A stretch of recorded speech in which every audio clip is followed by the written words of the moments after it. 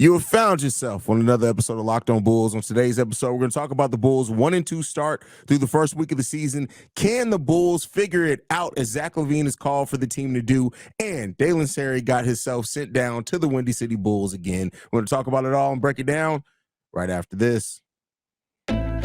You are Locked On Bulls, your daily podcast on the Chicago Bulls, part of the Locked On Podcast Network, your team every day.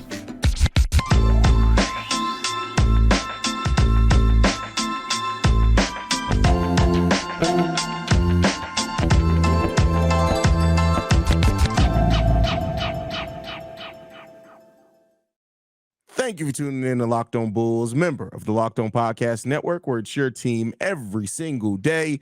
That's Pat the Designer, host and creator of the Windy City Breeze and host of the Chicago Bears podcast over at ESPN 1000. I'm Haize, host and creator of Chicago Bulls and Chicago Bears Central. This episode is brought to you by PrizePicks, the easiest and most exciting way to play daily fantasy sports. Go to prizepicks.com/lockedon and use code all in lowercase LOCKEDONNBA for a first deposit match up to $100. All right, Pat, with that said, let's go ahead and get into the content for today, man. So yeah, the Chicago Bulls started off the season 1-2, bro. Should have probably been 0-3. Let's just be real. I mean, yeah, it's a bad start to the season. I mean, like the team.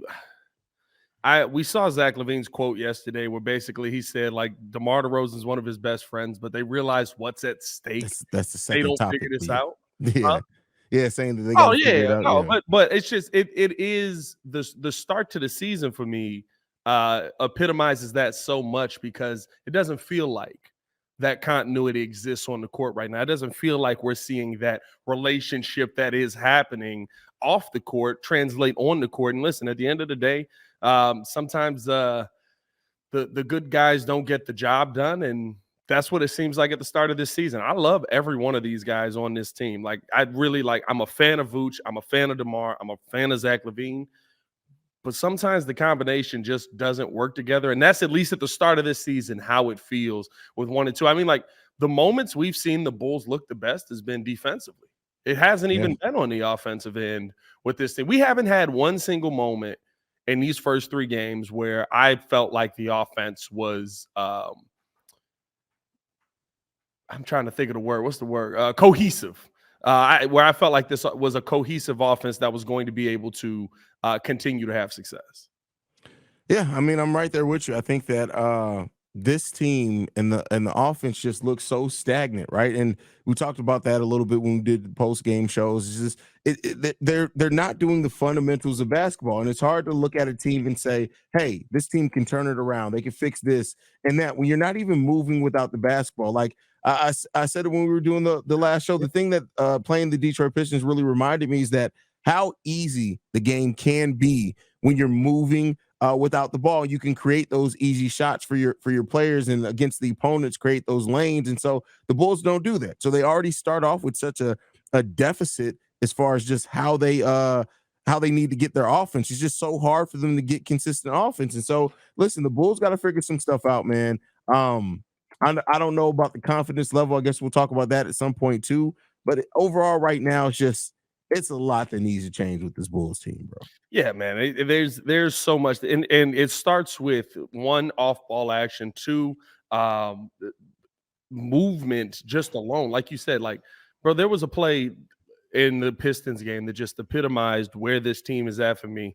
I talked about it last night on the post game, where I think it's Zach LaVine with the ball. Now, he's cooking. You want the ball in his hands, but you also want to create options off of him having the ball in his hands, so that if he gets into a situation where everyone's collapsing on him, like he had 49 points, then there's somebody to pass to who's open.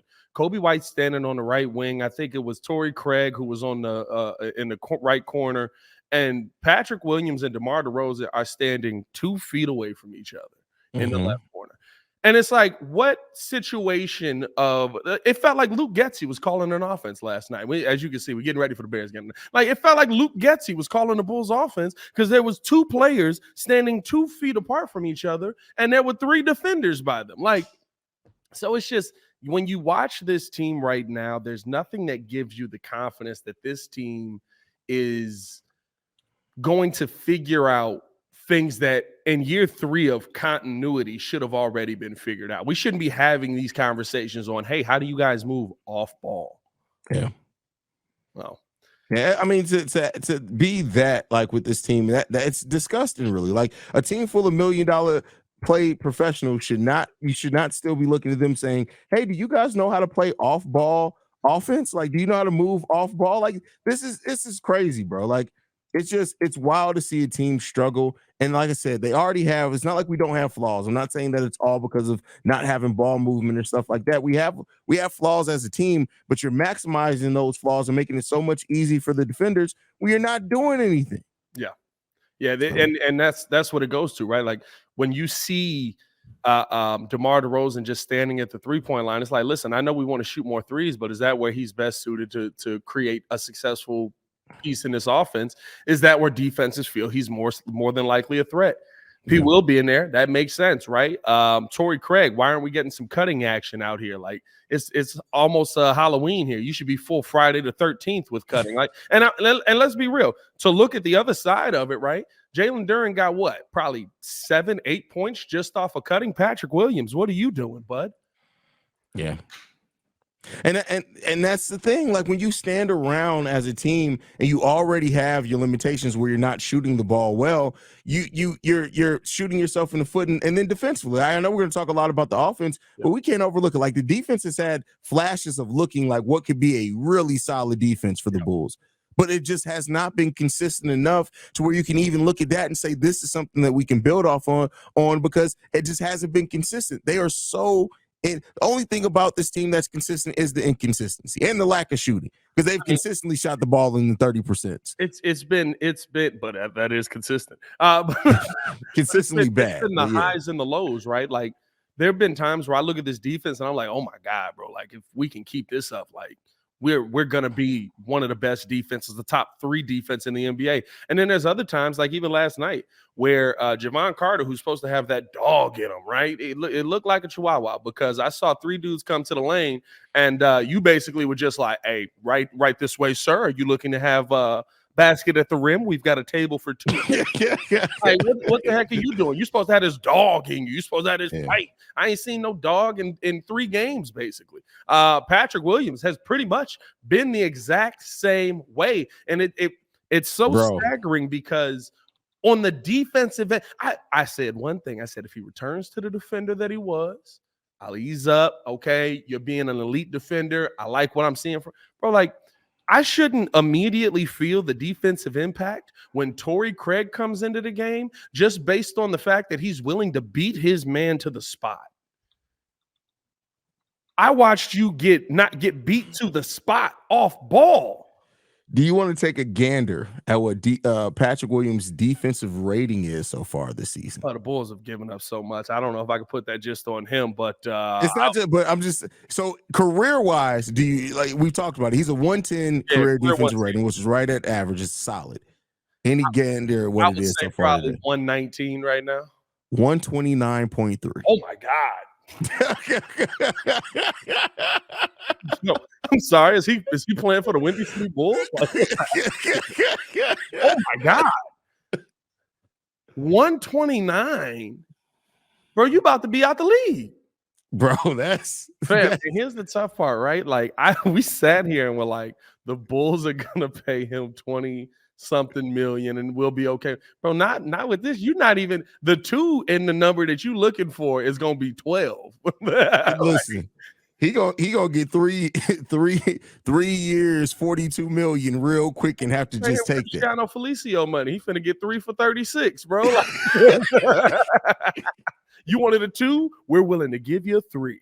That's hilarious, bro. Yeah, Patrick Williams, but the whole team, again, that's not just to critique Patrick Williams, because the whole team right now, and we haven't had any 2 parts working. Like, Zach LaVine was bad the first 2 games. The first 7 quarters of the season, DeMar DeRozan was terrible. Then he put up 2 bad quarters again after that. So, like, we haven't at all looked solid as a team. And that's the biggest concern, is that we have not look like a team. We've just looked like a collection of guys out there going through some intense cardio. That's really what's been happening. Hey, listen, they are, as Ringo would say, we got 15 dudes out there doing what? Getting active. That's real. We're going to talk about Zach LaVine and his comments after yesterday's game. They kind of point towards what the team kind of needs to do to fix some things. But before we do that, got to talk to you guys about one of our sponsors, and that is PrizePicks. PrizePicks is the largest independently owned daily fantasy sports platform in North America. We're the easiest and most exciting way to play daily fantasy sports. It's just you against the numbers. Instead of battling thousands of other players, including pros and sharks, you pick more than or less than 2 to 6 player stat projections and watch the winnings roll in. PrizePicks also now offers Apple Pay for quick and easy deposits into your account this football season. With PrizePicks reboot policy, your entries stay in play even if one of your players gets injured. For the NFL games and college football top 25 matchups, if you have a player who exits the game in the first half and does not return in the second, that player is rebooted. PrizePicks is the only daily fantasy sports platform to offer injury insurance. So with that said, make sure you guys go to prizepicks.com /LockedOnNBA and use code LockedOnNBA for first deposit match up to $100. That's prizepicks.com /LockedOnNBA and use the code LockedOnNBA for first deposit match up to $100. All right, Pat. Zach LaVine, listen, is it sad that we have more quotes than wins so far on the season already? Like it's just like it's bad, bro. We may have more quotes than made baskets as well, but we got another quote from Zach LaVine on this one. He talks about the fact that DeMar is one of his best friends, and he talks to DeMar a lot, but they have to figure this out, meaning the team has to figure out what's going wrong. Do you think they can figure it out, Pat? That's the biggest question here. I mean, I'm not going to say that it's impossible to figure out. Listen, they're world-class basketball players, but what are you figuring out? And to what level? You know what I mean? Like, Are we talking about figuring out how to get back to being a 42-win team? That doesn't get you anywhere, right? And I mean, the number one, it's like we said coming into the season, 44, 46 wins from Zach LaVine and DeMar Vooch figuring it out doesn't impact us as much as 40 to 46 wins or 44 to 46 wins where Patrick Williams and Kobe White are figuring it out, right? Like you had a game last night where both of them each played 25 plus minutes and neither one of them registered a single bucket. Now, Kobe White did some things defensively I thought that were better. I actually thought he played, and Cade, who is a tough matchup for him, I thought he did better than I would have expected on Cade, keeping a body in front of him and stuff like that. But I mean, like, there's not enough from our young guys to feel good about the future. And this is the year where that had to be the case. This is the year where it had to be, yes, we're seeing development here, but also the young player development, because this is a year where they're really relying on it. Patrick Williams is still getting, you know, I mean, what did he play? 14 minutes the other game. In that time, he had 5-6 shots. Yeah. Like, that's 5 or 6 shots. Like they literally saying, Pat, shoot the ball when you're open. You need to knock down these shots. Kobe White, kind of the same thing. Listen, it's yours. And I thought in that game that we come out and get the win versus Toronto, right? Like Kobe White was kind of the spark that started that run. He literally was like, the ball's in my hand. I'm taking off. Let's get downhill. But you got to see so many more of those moments from these young dudes, right? Like Torrey Craig, I like Torrey Craig. I think he's a nice piece. But seeing Torrey Craig shine is not what I expected to have coming into this season, right? Like, right. That's not what you want the storyline of the season to be. At all. Hey, we got Torrey Craig, though. Like, Torrey Craig's 30, 32, 33 years old. Like, so I just – the problem is when you look around the league, right, when I look at – I guess there's some teams that I kind of feel that way about, but even right, like when I look at Detroit right now, it's the Cade Cunninghams, it's the Jalen Durans that get me excited. Yeah. When I look at Charlotte, even heck, LaMelo Ball is a player that and Mark Williams, right? Like there's these young pieces that get me excited that are developing in the right direction, and there's still veteran players there, and right, you go through the process of that, but you want these young guys to be the next ones up because you expect them to be the team that's going to take the next step. I just don't see it, right? Like Zach LaVine could put up 51 and nobody else on the team could shoot above 30%. Like where's the value in that? You know what I mean? So the Bulls are just it sucks right now. It's a tough gut punch to start the season off with. Yeah, I mean, it sucks. It sucks where we are, right? I think we all clearly know and understand that this is not the story that we wanted to be telling right now, right? We didn't want to be here talking about this team struggling, but this is where we sit. And this team, like they got 79 games left to technically still figure it out. It's just the biggest problem with me, and the thing that scares me, admittedly, is that we haven't seen any signs pointing towards they're about to start figuring it out. Yeah, and it actually feels like. It's so funny because of how quickly things change. Right? That quote from Zach LaVine, when we started this season, we were like, listen, they can keep their heads above water in this beginning stretch of the season. After that, like what we say, till January 2nd, right? If they keep their heads above water till January 2nd, just above 500, that's a really good situation to be in, because this is a ridiculously tough schedule to start the season. 3 games in, we see a lack of effort, lack of offensive efficiency, lack of defensive communication. Like we see all these things, and literally now it's like, hey, yo, if we have like 12 more games of this, we might see people not here anymore. And we're starting to see pieces, kind of. Yeah, I mean, with the last segment, we'll talk about that as well. But we're starting to see a shift in like, all right, maybe this ain't it. And the players all feel it. Don't sit here and think it's just me and Haize saying this. Like, oh no, it's different than what we thought. This is coming a lot quicker than we thought it was going to come. Like Zach LaVine dropping these quotes, Billy Donovan after game 1 dropping what Vooch getting into it with Billy Donovan. Like, I mean, like that's telling you what's happening in that building. And it's also showing you how frustrated the players also are. I'm not going to say it's just with Billy, but also where they are, because keep in mind, this is a team that we saw lose some tough games last season, and people are all on the sideline still kicking it and joking with each other. You don't see any of that on the sideline right now. Like these players are fed up as well. They're tired of losing. And so when that happens, it typically does start leading to some change happening, because listen, if you got players that are upset and that they're locked into these contracts, if they start voicing their opinion, like for the most part, outside of Zach LaVine being benched, having that little thing with Billy Donovan, players seem to typically like Billy Donovan. If that starts changing, really starts changing, and they get vocal about it, that may lead to some changes that we've been talking about and asking about for a while. Well, and listen, like we're 3 games in, and we've seen DeMar DeRozan blow up on the bench. We've seen Nikola Vucevic blow up on the bench. We've seen Zach LaVine trying to calm people down, which is insanity to me. That's hilarious. I mean, we've seen Patrick Williams yell at a ref and almost get a tech. We've been here. And he yelled at Zach yesterday. Did you see that? They got one. Yeah, I did see that. He yelled at Zach on the sideline because Zach missed an assignment on defense. So, we've been here 3 years. And I don't think we've seen that. Bro, I don't think we've ever seen Patrick Williams yell at somebody for missing it. And keep in mind, this is the guy we just said is averaging almost 130 defensive rating. And he's yelling at somebody missing a defensive assignment. The players are fed up, bro. And it sucks because it's just like, I don't know what the next step is now. Like, I'm not a blow it up person. Mm-hmm. But I really I don't know, like, what, let's say we trade Zach LaVine, we trade DeMar, we trade Vooch. There's not a team left. I mean, it depends. Well, you're getting something back, right? But it depends on what you're getting back for those guys. But I tell you what,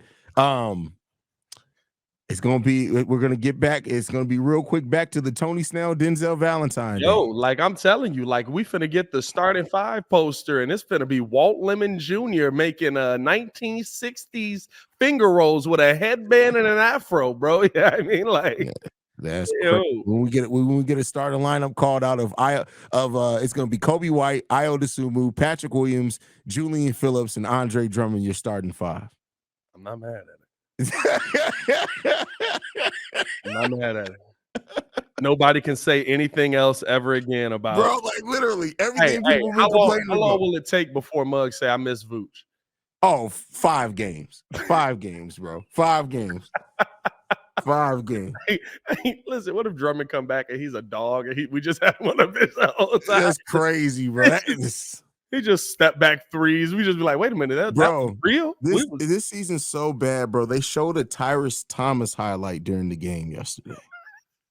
Not a Derrick Rose, not a Joe Noah, not a Taj Gibson. They showed a Tyrus Thomas highlight, and it was the best Chicago Bulls play we saw the whole game. Oh my God, bro. That's crazy. It's it's not good. It's not good. But I mean, it's where we're at right now. Let's see if we can maybe, make some. Listen, it's a long season. There's a lot of tweaks that can happen. The question is just I didn't want to call them the mid three, but after these first 3 games, they look like the mid three. Or the mid three going to be around to see the Bulls take another step? Like, that's the real question. But before we talk about some of the pieces that are actually getting shipped up out of here already, he looks like he steps on Legos when he goes to the hole. I do have to tell you guys right now that about FanDuel. New customers right now get $150 in bonus bets with any winnings $5 moneyline bet. That's $150 if your team wins. I told you guys this a couple of days ago. We're not going to put his name out there, but one of these bonus bets paid off really, really well for somebody that me and Haize both know. He got a good 35 in his favor, and it was not Patrick Williams' money. But right now, new customers can get $150 in bonus bets with any winning of a $5 money line bet. If you've been thinking about joining FanDuel, there's no better time to get in on the action. The app's so easy to use. There's a wide range of betting options, including spreads, player props, over-unders, and more. So visit FanDuel.com/locked-on and kick off the NBA season. FanDuel.com, official partner of the NBA. All right, last topic for today, Pat. Dalen Terry has been sent down to the Windy City Bulls. I almost said the Windy City Breeze. I'm sure you'd love to have him on the Windy City Breeze. It'll be the best stats he put up. He would be hilarious on the Breeze. Yeah. He'd be like, I just think, we just got to come together and ooh. But so he's gonna go down to the Windy City Bulls. This kind of makes sense. Last year with the Windy City Bulls, he played I think it was like 18, 19 games. He had averages about 15 points per game, 5 rebounds, I think it was per game, and 5 assists off the top of my head. I think it's something like that. So he's gonna be able to go down there, get a lot more minutes, maybe develop. I got nothing left. Like this is listen, AK 18, your 18th overall pick isn't good. Maybe he ends up turning into Cameron Payne someday.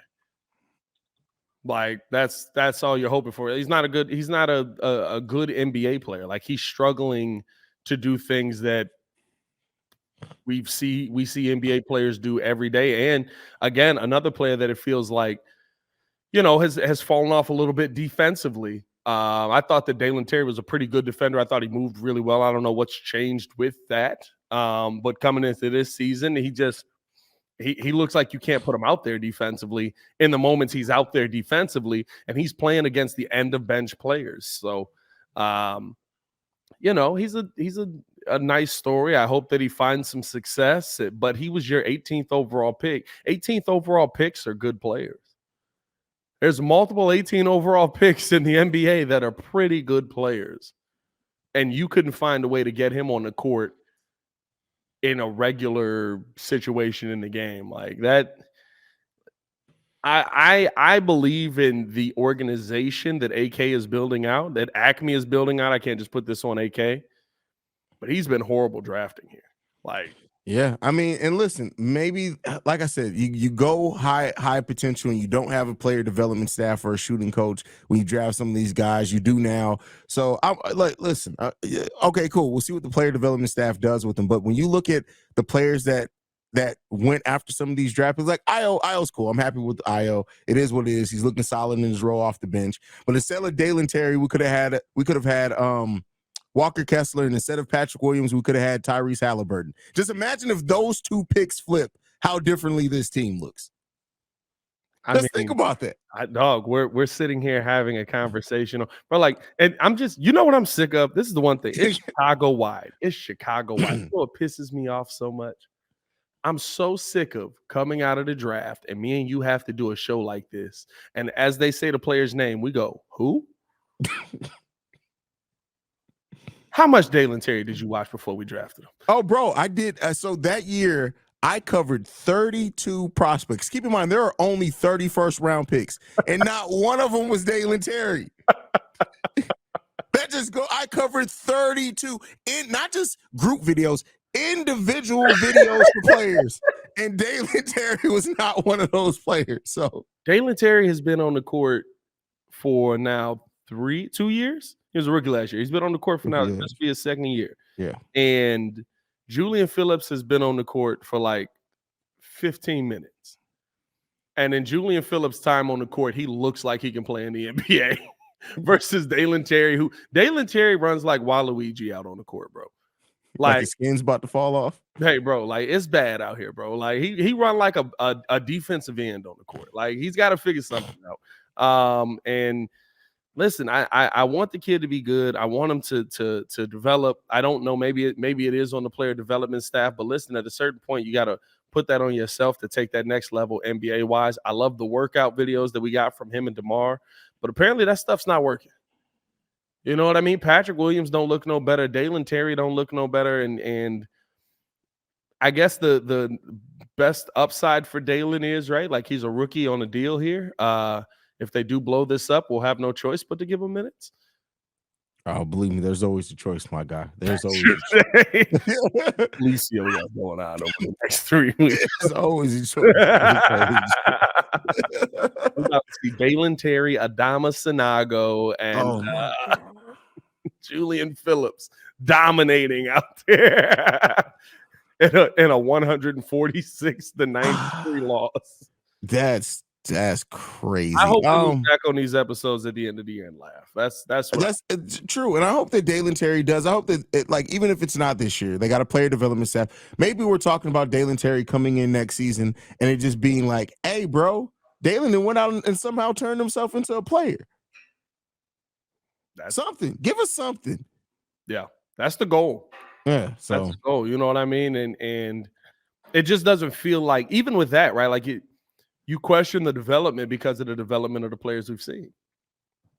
I've seen how Patrick Williams has developed negatively. I watched how Larry Markkinen developed here. He started off at 18 points a game. How do we go the other direction?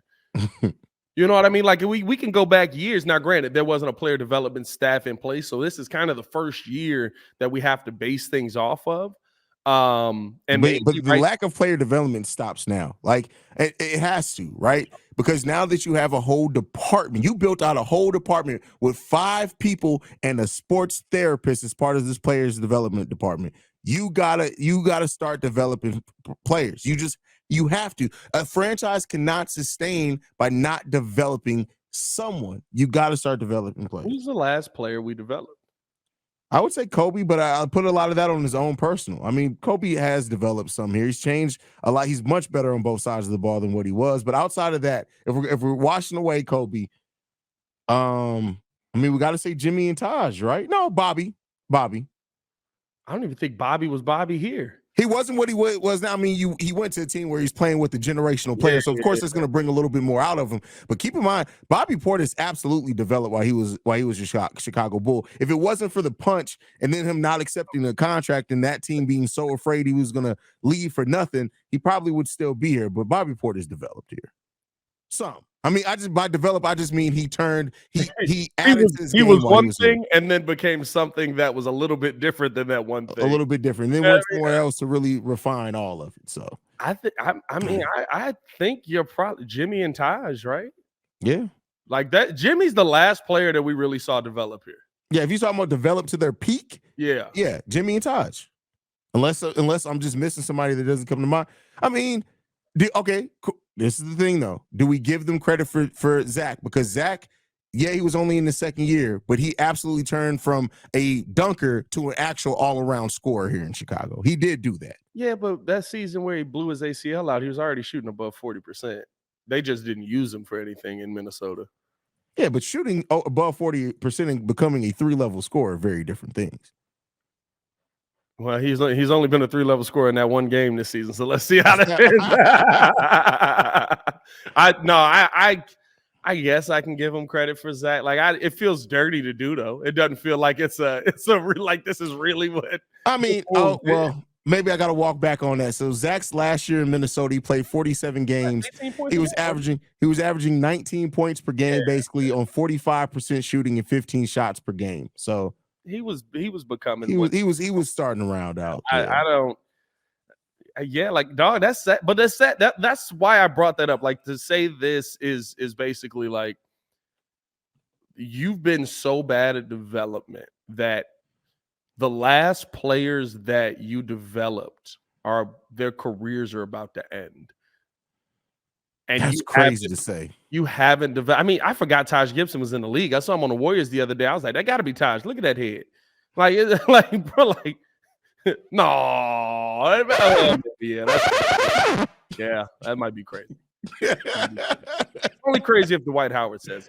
Hey, man, follow us on everything at Locked On Bulls. You can follow me on everything at Pat the Designer. Appreciate y'all for showing love. The white jokes don't stop, just like when he tells people no. But with that being said, make sure you guys are following us at Locked On Bulls. We appreciate you guys for turning in to another episode. For Pat the Designer, I'm Haize. This has been Locked On Bulls, y'all. We out here, man. Peace, y'all. We are not going to be on the air.